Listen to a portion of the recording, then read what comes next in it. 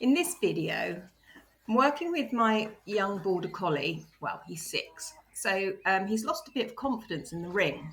And so what I'm doing here is just working a little bit on some motivational heel work, which I actually always do. However, there's obviously something that stopped him from enjoying his rounds. And although he's not that experienced, because I haven't concentrated that much on working around, however, I have done a few working rounds as opposed to training him in the ring. He's actually become a little bit aware about the environment again, because that's how he was when he was a young puppy. And then through adolescence and so on, he didn't have any confidence. So I'm playing with him a lot here whilst I'm just preparing myself for a little bit of heel work. As you can see, he's really pumped up with the toy. And I'm just grabbing that lively, motivational attitude from him and just easing him into a little bit of heel work there. So although some of you might look at this video and think, oh, she's rewarding him out of position and she's rewarding him off her leg and so on. Yes, he's pushing a little bit on my leg and he's slightly in front of the position he should be in. However, I don't want to discourage him from being there. So I can correct these, I can work with food in position and enjoy seeing more precise behaviour when I'm working him, doing more on the spot work and feeding in position and so on. But for now, I'm just making the most of these playful and joyful moments with him and just watching him shine a little bit. And you can see here, I am rewarding him around my legs, and that does bring the dog in front of me.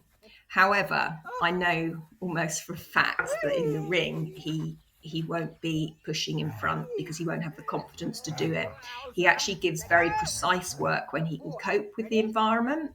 But when he can't cope with the environment, it almost feels like he's lagging behind. And although he isn't, he's so soft on my leg that you have to glance down and check where he is.